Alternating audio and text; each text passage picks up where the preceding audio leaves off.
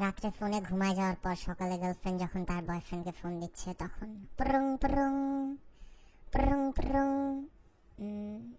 Hello জান, good morning. ও তুমি কি খবর, উঠলা? কয়টা বাজে?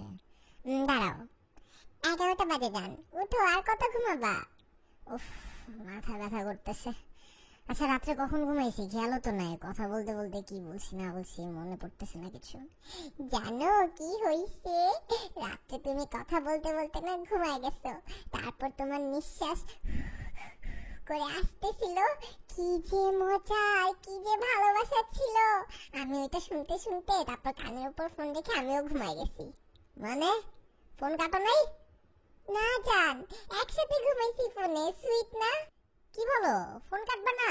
ধুর, ঘুমায় গেছি, তুমি ফোন কাটবা না?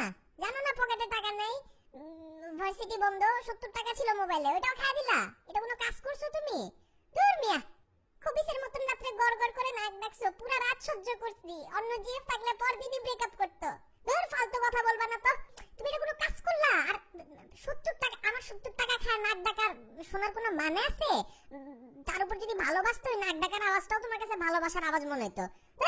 দেখো এখন ফোনে মুখ হাত ধুয়ে আসি, মেজাজ খারাপ করে দিলা।